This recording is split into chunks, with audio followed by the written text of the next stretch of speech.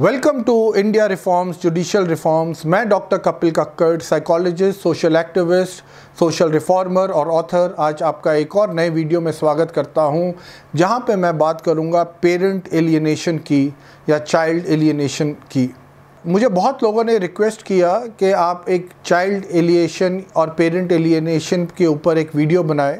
जब दो लोगों का सेपरेशन या डिवोर्स हो रहा होता है तो उसका इम्पैक्ट चिल्ड्रन पे क्या पड़ता है, बट मैं उस बारे में बाद में बात करूंगा। बट मैं यहाँ पे ये बात करूंगा कि हमारे जो अनट्रेंड जजेस हैं फैमिली कोर्ट में, उनका इतना बुरा हाल है कि उनको फैमिली कोर्ट में किस तरह जस्टिस डिलीवर करना है, उनको A to Z में A का छोटा a के बारे में नहीं मालूम, specially when it comes to kids. बहुत आराम से जजेस, चाहे लोअर कोर्ट के हो जाए, इवन चाहे हाई कोर्ट के हो जाए, और सुप्रीम कोर्ट ने तो एक बारी खुद ये एक्नॉलेज किया था कि कई बार बच्चों को लेके फैमिली डिस्प्यूट्स के अंदर, डिवोर्स केसेस में हमसे गलती हो जाती है, हम लोग चीज़ों को मिसजज कर लेते हैं, हम मिस रीड कर लेते हैं। पर मैं ये कहना चाहता हूँ, ये वाली चीज़ हर रोज़ विदाउट फेल लोअर कोर्ट्स में और इवन हाई कोर्ट्स में होती है। और ये कैसे होती है, मैं आपको छोटा सा उदाहरण देता हूँ। बहुत बारी जब डिस्प्यूट होता है हस्बैंड वाइफ का, तो कोर्ट के अंदर उनको बुलाया जाता है और वो कहते हैं कि आप बच्चे से पूछ लीजिए। तो कोर्ट क्या कहता है, कोर्ट कहता है बच्चों को बुलाया जाए। अब कोर्ट बच्चों को बुलाने के लिए भी एक तारीख दे देता है जो कि 1-1.5 महीने बाद की होती है। अब कोर्ट को, इन जजेस को, इन लोगों को इतनी सी अक्ल नहीं है, इनको ये नहीं पता कि अगर 1.5 महीने बच्चा जिस पेरेंट के साथ है, वो पेरेंट उस 1.5 महीने में उस बच्चे को कितना ब्रेन वॉश कर सकता है, कौन सा ट्रॉमा किस तरह का बच्चे को अंडरगो करना पड़ेगा।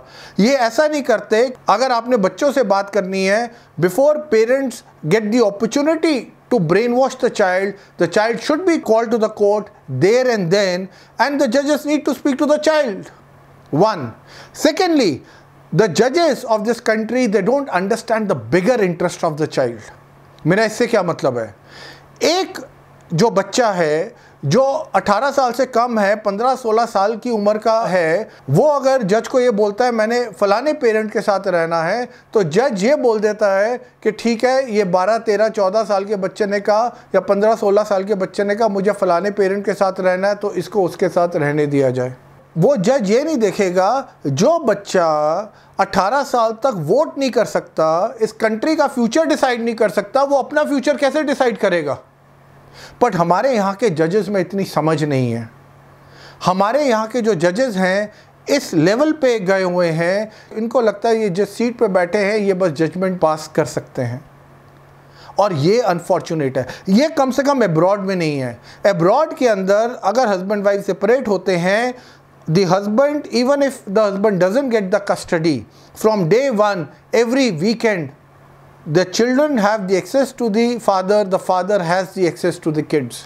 यहाँ पे ऐसा नहीं है कि जजेस 6-6, 8-8, 9-9 महीने ये डिसाइड करने पे लगा देते हैं कि क्या बच्चे को फादर से मिलने दिया जाए या ना मिलने दिया जाए। और उसके बाद तो कई ऐसे इनसेंसिटिव जजमेंट्स होती हैं जहाँ पे वो ये बोलते हैं कि भाई महीने में एक बारी मिलेंगे बच्चे फादर से, और वो भी कोर्ट में 1-1.5 घंटे के लिए। अब आप सोचिए हमारा कितना प्रिमिटिव सिस्टम और कितनी प्रिमिटिव माइंडसेट है हमारे फैमिली कोर्ट्स की, इवन हाई कोर्ट्स की। और सुप्रीम कोर्ट में अगर आप जाते हैं तो आपको पता नहीं कि आपका मैटर वहां पे सुना भी जाएगा कि नहीं सुना जाएगा। तो जिन हालात में हमारा ये जो सिस्टम चल रहा है, चाहे आप पेरेंट एलियनेशन ले लें या चाइल्ड एलियनेशन ले लें, वहाँ पे आप सोचिए ये जजेस तो अपनी सैलरी लेके चले जाते हैं, ये तो हर रोज़ अब्रेसिवली इस तरह की जजमेंट पास करते हैं, बट उन फैमिली और उन बच्चों के ऊपर क्या इम्पैक्ट करता है, इनसे इनको कोई लेना देना नहीं है। बहुत इंपॉर्टेंट है। मैंने एक वीडियो बनाया था बहुत पहले जहाँ मैंने कहा था हर कोर्ट के अंदर एक साइकोलॉजिस्ट और काउंसलर होना चाहिए जो जज के साथ बैठना चाहिए, क्योंकि ह्यूमन बिहेवियर के बारे में ये जजेस को एच भी नहीं पता ह्यूमन का, क्योंकि ये तो डिफरेंट जोन पे, डिफरेंट टैंजेंट पे हैं, ये तो अपनी ईगो पे अभी राइड कर रहे हैं। इनको तो चाहिए जी हजूरी, और इनको लगता है क्योंकि इतने सारे लोग इनको रिस्पेक्ट करते हैं तो ये जो बोलेंगे वही ठीक है, जो जजमेंट पास करेंगे वही ठीक है, बाकी ये कहते हैं नहीं तो आप जी आगे के कोर्ट में चले जाइए। तो बहुत इम्पॉर्टेंट है यहाँ पे हमें इस तरह के रिफॉर्म्स लेके आए जहाँ पे हम साइकोलॉजिस्ट और काउंसलर हर कोर्ट में बिठाएं, और वहाँ पे भी एक मेल और एक फीमेल होना चाहिए जहाँ पे जो जजमेंट है वो न्यूट्रलाइज हो सके।